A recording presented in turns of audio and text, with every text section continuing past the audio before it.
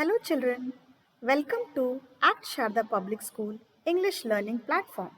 Today's topic is Poem The Brook by Lord Alfred Tennyson. This is for grade 7.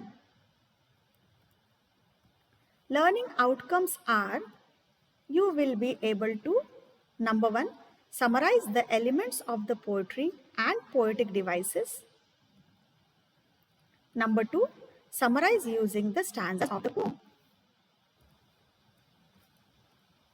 About the poet Lord Alfred Tennyson. He was born in the year 1809 in Lincolnshire, England. He died in 1892. He is representative of the Victorian age. His skilled craftsmanship and noble ideals retained a large audience for poetry in an age when the novel was engrossing more and more readers. Tennyson's real contribution lies in his shorter poems like The Lady of Shalott, The Princess, The Palace of Art, etc. His fame rests on his perfect control of sound, the synthesis of sound and meaning, the union of pictorial and musical.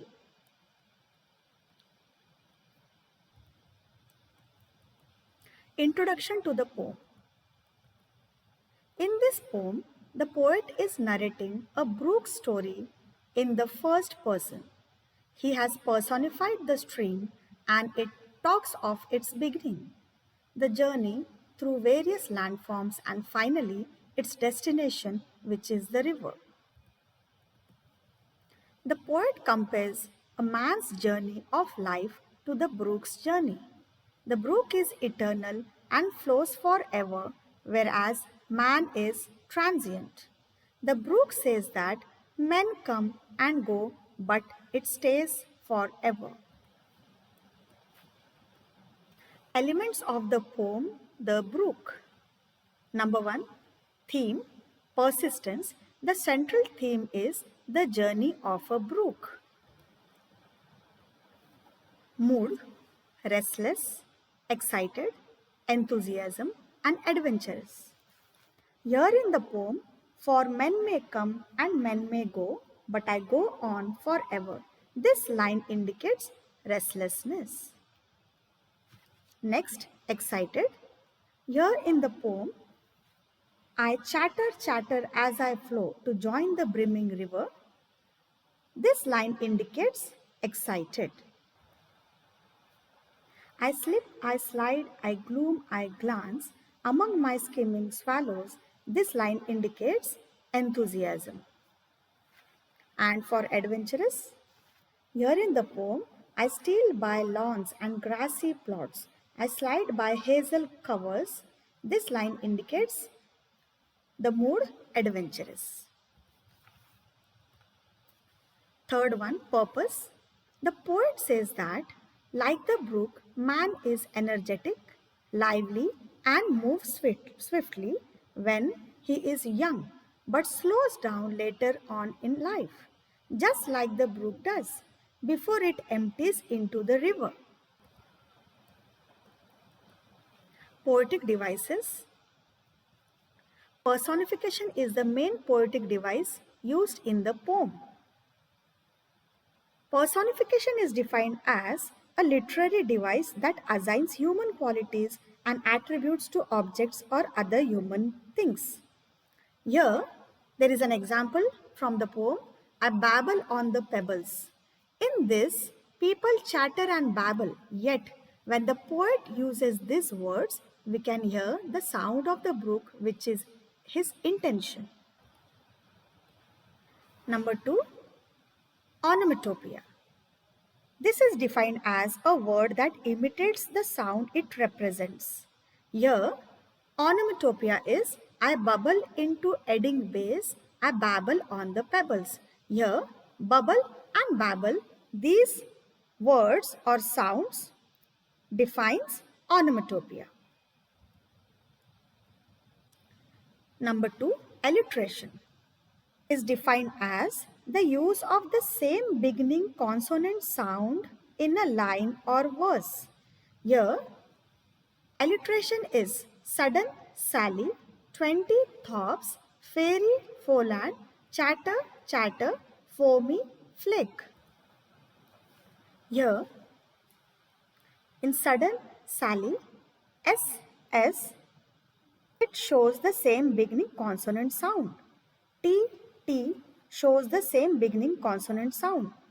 Whereas F and F, ch, ch, F, this shows the same beginning consonant sound. Rhythm is defined as when words are arranged in such a way that they make a pattern or beat. Here, I come from haunt to bicker down a valley. Here, horn, fern, sally, valley makes a pattern. That's why this is a rhythm. Number 4, repetition. It will have the same words repeated. Here, for men may come and men may go, but I go on forever. Here, men may, these words are repeated. Number 5, imagery. Imagery is used to create images in the mind of the reader. Here, I come from haunt of coot and hern. So children, when we read these words, coot and hern, we make an image of these birds in our mind. Let's read summary of the poem. First paragraph. As the poem says initially, the brook comes out with a sudden hush and strength that it could just flow down the hills and bridges in such force that it flows through many places, just in a snap of time. Similarly, is how one's childhood is. Very much energetic and active, that they just move around from place to place just like a spin. Let's read second paragraph. The next stage of life is shown, which depicts the youth is shown as the brook is chattering over stones in little sharps and trebles, with bubbly spirit always, just lushes by at the base and banks, just like how it goes with the youth, with the bubbly energy and don't care attitude. They just rule the world with their deeds is how they think, and that is how the poet has shown by putting in the lines the brook bubbles and adding bass and babble on pebbles. Third paragraph. He then describes about middle age period, about the ups and downs of life and how at times it gets tough to get life moving through the poem, where it shows how the brook when passing many curves, fields and fallow, and sometimes over fairyland and sometimes over willow weed and mallow, sometimes has a foamy flake and sometimes over silver water break above the garden gravel. Still, life gets moving just like water keeps flowing. The last paragraph. He lastly comes to the old age times where the strength is no more and weakness felt, where memories of past linger through the lines in the poem, which shows that the brook passes through lawns and grassy plots, where its flow is tedious and moves the sweet forget-me-nots which are grown for happy lovers. The brook just flows by as a murmur through the skimming shadows and around crevices. So children, here we have completed summary of the poem. That's all for today. Thank you children.